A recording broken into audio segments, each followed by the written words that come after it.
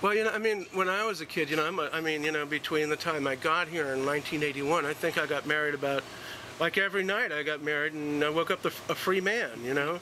So really, about 2,000 times I did that. You and Ken, right? Yeah. About 10,000 times, right? And, I mean, if we live in a truly democratic society, then, let's have to state the obvious. The Constitution is the Constitution. The rights, it's not the rights for some, it's the right for everyone to enjoy a peaceful life. It's not at the detriment of others. I mean, that there was gay marriage in San Francisco. It didn't negate you marrying Jane. It didn't hurt your marriage. We don't feel too threatened. On Valentine's Day, I came home and this kid and his girlfriend had a fight, and she had stabbed him 5 times. And I thought, well, things are going on as they're supposed to. Everything is right in its universe. Nothing stopped them from cutting each other up. What's the problem? I think people have made great strides in 30 years. I mean, like little increments, like little bits on All in the Family. To now, there's a gay cable TV network. Okay, queer eye for the straight guy. Well, no, I mean, there's an entire network for gay programming. Things like, I don't know, the Dykes of Hazzard, and a show for gay men called Leave It, It's Bieber. I haven't had television in 2.5 years. Chaps.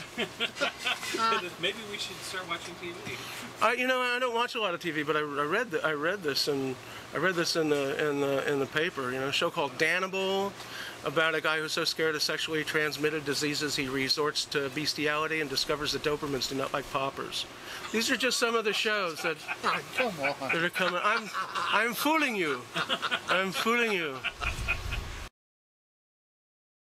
Strong stands against homosexuality that they base on what I call biblical nonsense, because they never talk about the fact that eating shrimp is an abomination, and that's right after it. I mean, it's right down the same page.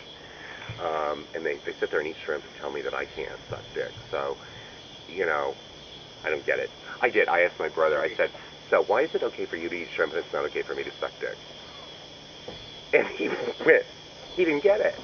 I think I had to get out the Bible and go to Leviticus and read the chapter to him. I had to read it to him. He didn't get it. There you go. One of my first jobs after I dropped out of school in 68, 69, somewhere in there. And when I turned 21, I discovered the bar scene. And I got a job I used to dance in my jockey shorts in a bar in Kansas City. It was called the Cowboy Lounge, and it was across the street from the shopping center over at 63rd and Troost. And we used to dance behind the bar and up, in our jockey shorts. And the police, the vice squad, raided it one night. Thank God, I was not at work. I don't know if I would have survived at that age, but they arrested all the dancers for topless dancing, and they were all men. And I heard all about it later. The bar owner's attorney showed up at the jail a little bit later and reminded them that there was a law in the books in Kansas City, that a gay man, a known homosexual, had to be put in a cell by himself, could not be mixed with the general population. So they had to give each of these guys their own cell, and it was a crowded jail. So everybody else, except them, they had like 6 cells, and everybody else was crowded into one. And the judge threw it out of court the next morning and threatened to take the cops' badges if they ever did that to him again, wasted his time. I went to work for the food bank in Kansas City in 1990, and there's a warehouse and drivers and stuff, and some kind of rednecky kind of people. And one of the guys said, had made some comment about the fag at the front desk. And I guess I only heard about this. I wasn't privy to it, but the warehouse manager called a meeting the next morning of all of the warehouse staff, and he told them, see, it stopped raining. It's just, you just sit there and it's kind of stopping. Explained to them that when he was a kid, his father was abusive, and his mother was not home, and he had run away, and that two men, a gay couple who lived down the street from them, had taken him in and made sure that he got through school, and that he was clothed and that he was fed and sheltered until he finished high school and went off to college on his own. And his comment was that the next person who made a comment like that was going to find themselves in the unemployment line very quickly, because he was totally intolerant of it. So, you know, you find support in really strange places. You do. Being centered in the Midwest, the experience was, I think, became drastically different for me than many of my friends who still lived in California. Some of the big towns that I would go to were Peoria, Illinois, and it was a very unusual kind of town, you know. And there was a very large gay community there as well, but still had to be very, very closed and underground in a sense there. You would always enter clubs through the back door, and very rarely they would have the name of the business on the front, because, you know, they were gay clubs, even though some of those clubs had been around really since the 50s.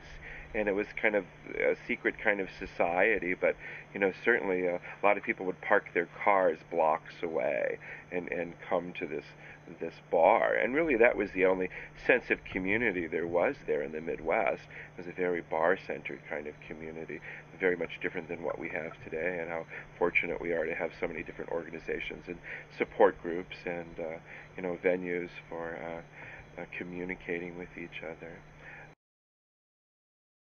And moved to the country with my partner and our children. We both had brief episodes in our lives where we had married women to try to, I think, please our parents and figure out what it was all about, and had a couple kids, you know. So my partner Tom and I, we raised my children, my son Jason and my daughter Julie, and as gay men living in the country in Iowa. And it's been quite a wonderful life for us, I think.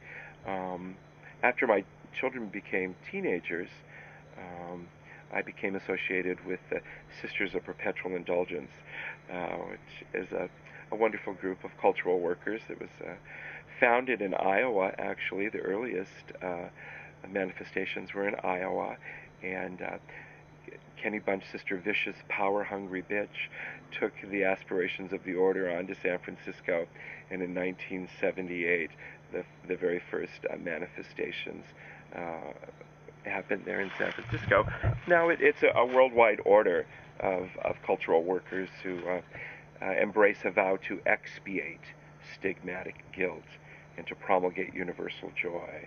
And that stigmatic guilt that many of us felt as, you know, as teenagers and as people in our 20s, it's our hope that we can help people who are dealing with their sexuality and who they are, and having to figure out how they fit in this planet, that we can help them make their journey a little easier.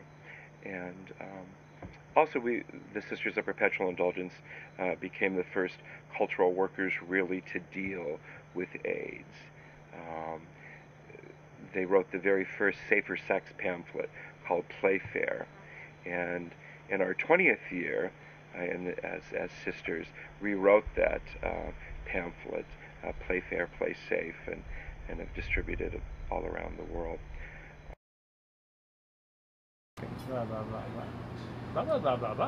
Ah, yes. That clears up a lot for me. I beg your pardon. Very nice. Oh, good. That'll Ray, throw it out. Ray. Yes. You're going to need these I shots. know. So we go like that. Oh, are you? That's fine. So are you taping now, Ted? Yes. Okay, well, I'm going to act like I'm talking to you, John. You're going to act like you're just absolutely fascinated with what I'm saying, because that's the way it is when you're Cecil B. DeMille Jr. and blah, blah, blah, blah, blah, blah, blah. So I don't need a whole lot of this, but you know, then you need to consider that. So, and that's probably enough of that. Why, if we were contacted to Drew Carey, you could play Drew Carey's brother or something to go on the show, we'd be in Nashville for it. You know, I must have gotten it like 1,000 times. Right on me, and I wanted to hit him, but I said, "Oh, thank you." Come on. If you're ready to shoot one more bit, I can give you a Hate Street bit. Sure. Well, yeah, absolutely. It's like a chunk of my show.